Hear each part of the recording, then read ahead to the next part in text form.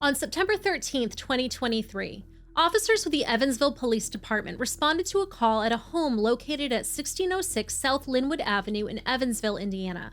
The caller, later identified as David Schonabaum, told dispatchers that there was a baby in his house that required immediate medical attention.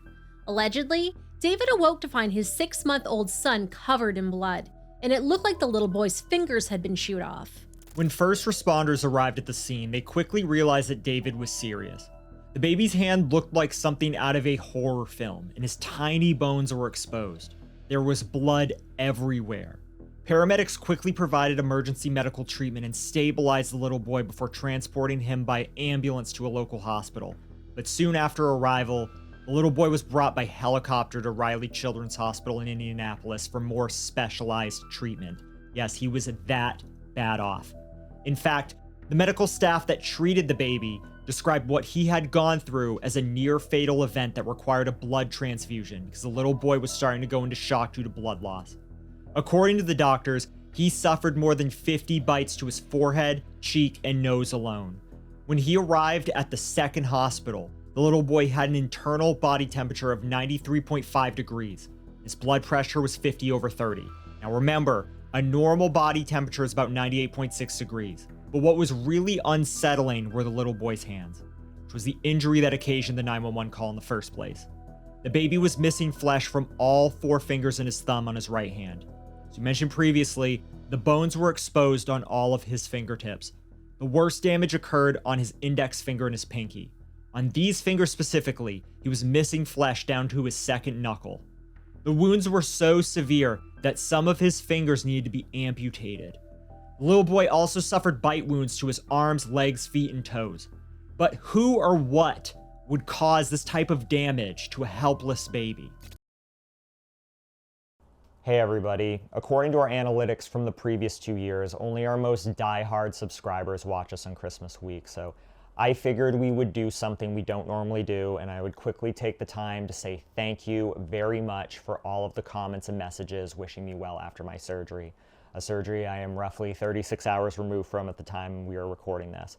I am stupidly humbled and grateful for all of your support. Furthermore, on behalf of Yergi, I would like to thank you all for your part in helping to grow our channel.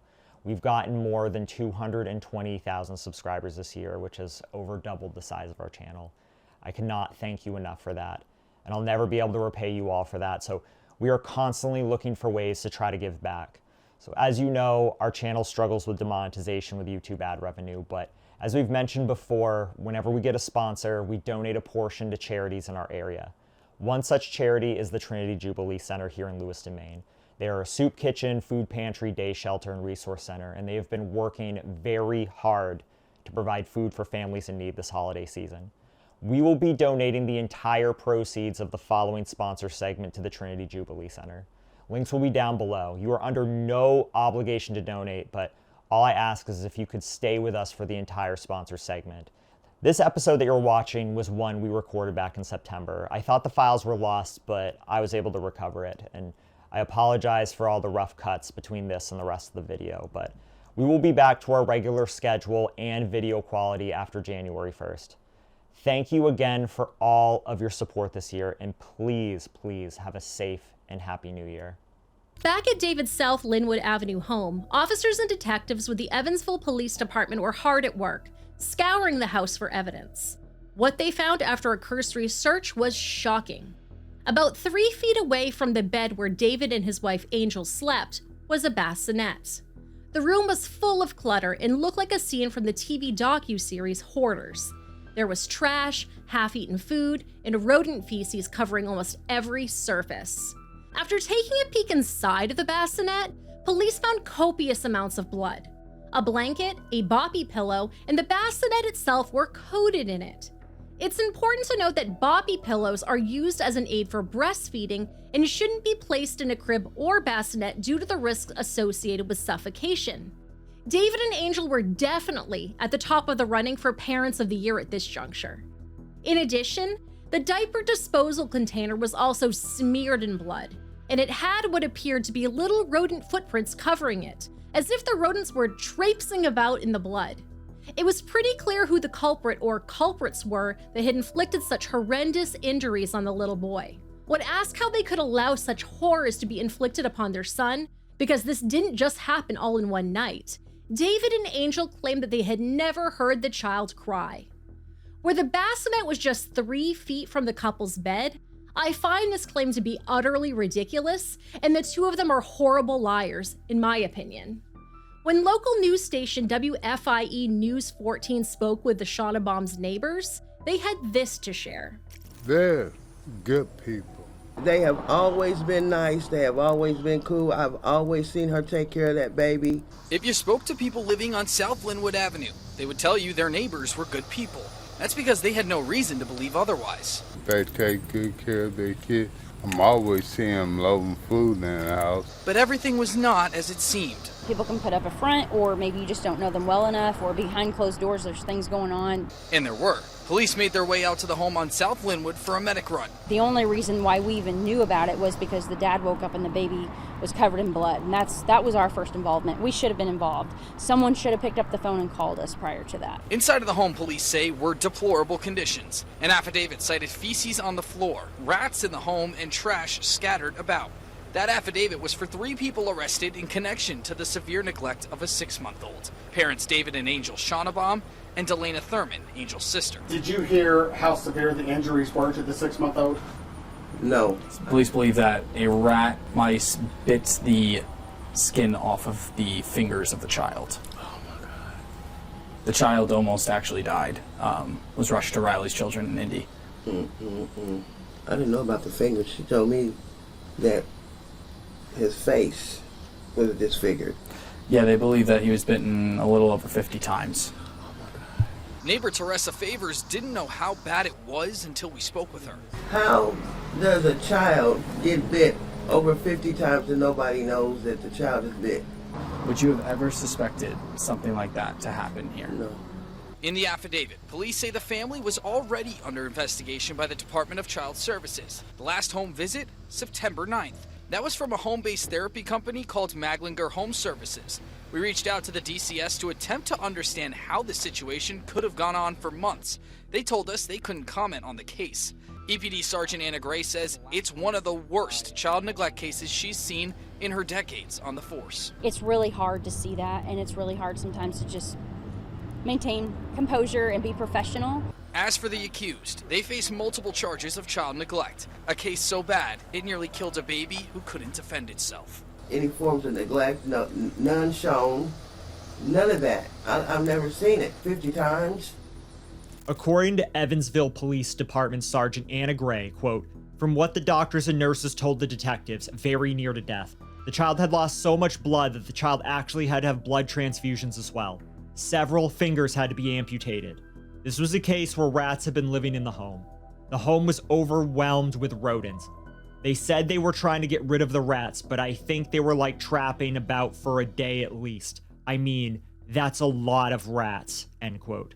As I'm sure you're all pretty well aware if you've watched our show for any length of time, Drewby and I are big animal lovers. We have 3 cats, and I've kept fancy rats for the bulk of my adult life, and believe that they make wonderful pets.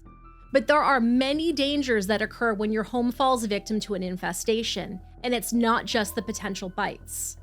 Rats can spread diseases that are dangerous or fatal to humans or pets.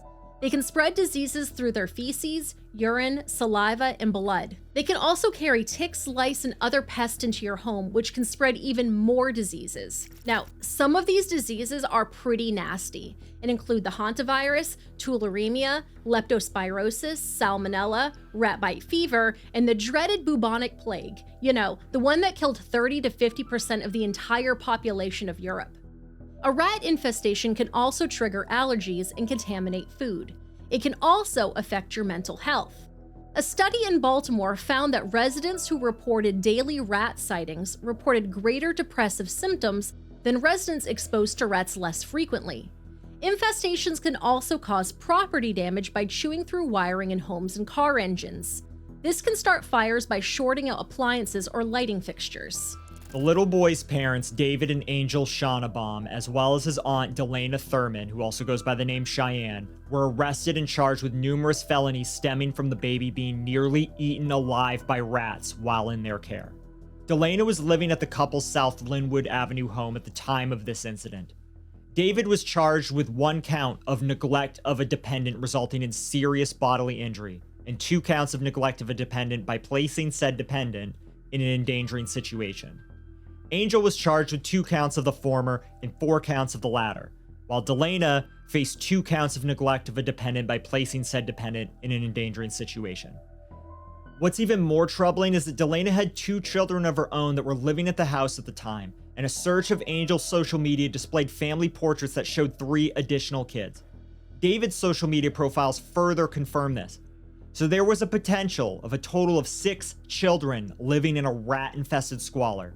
Her social media also displays that Angel worked as a direct care professional. Now hopefully she wasn't also treating her clients with the same care she gave her kids. All 3 adults are currently being held at the Vanderburgh County Jail. David and Angel's bond was set at $10,000 while Delana's was set at $2,500. The trio were scheduled to appear in court on Friday, September 22nd at 1 p.m. It should be noted, this was not David's first run-in with the law. In 2021, he entered a plea agreement for possession of meth and was given a 1-year suspended sentence, which he served on home detention and completed community service. David was already a felon, but he had never spent any time in prison. On a somewhat unrelated note, in June of 2023, police were called to their home after a relative threatened to blow up their house over the phone. So who knows what other kinds of turmoil these children were being put through. As this case is still developing, we'll keep an eye out for updates as they become available. It's unclear how the little boy is doing or what became of the other 5 children living in the derelict home. Let's just hope that he makes a full recovery and that he and the other children will be placed in a home that is clean, free of rodents, and with adults who will love them and keep them safe.